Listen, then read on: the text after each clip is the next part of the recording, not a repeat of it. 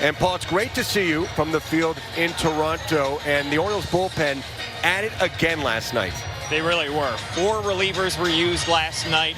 3 of them had been in this bullpen not very long, since the start of 2022, but one who has been in this Orioles bullpen for several years now is Dillon Tate. And as he has been accustomed to going with guys who are pretty new with Cionel Perez and Brian Baker and a Felix Bautista, Dillon Tate has been just as important as all of the other guys in this bullpen, which is currently 3rd in baseball in ERA. And I caught up with Dillon before today's game to discuss how the culture of this bullpen has changed since the start of this season.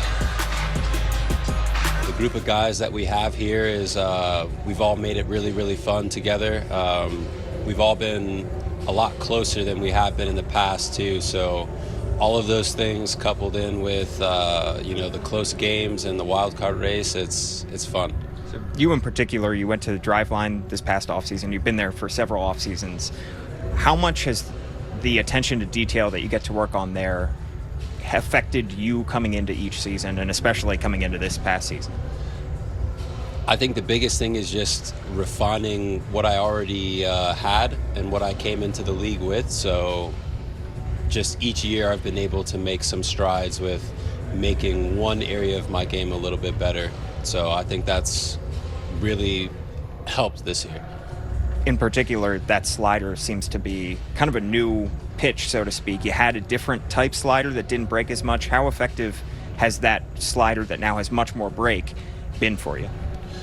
To say the least, it's been a better option than it was previously. The added movement definitely gives me a little bit more wiggle room because even at times I don't throw it where it moves the way that I want it to. So that coupled in with some that are big, some that are small, I think the variability makes it tough because it's not the same thing each time.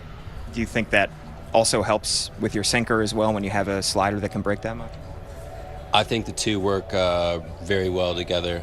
They complement one another. You got one going in one direction and one the complete opposite. So the left and right game is, I think, is tricky sometimes for the hitters to pick up. Your walk rate is down significantly as well. You worked a lot on command at Driveline as well in the offseason. How much do you think that work that you did in the offseason has affected your ability to put pitches where you want it? It's a work in progress still.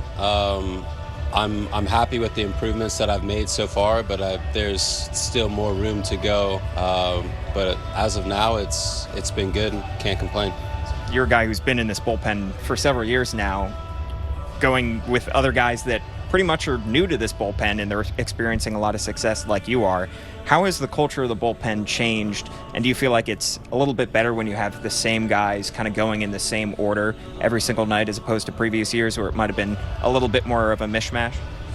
So I'll speak about the culture of the bullpen first. For starters, the guys in there keep it very light, but I think that's a common theme that I've always experienced being in the bullpen from the time that I got here. So guys have just been able to be themselves and not be scared, which is a big thing.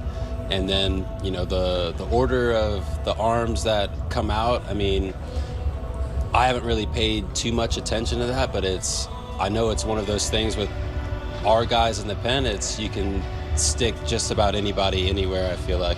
Do you feel like pretty much on a daily basis you have a good idea of when you're going to be pitched or which inning you'll be using?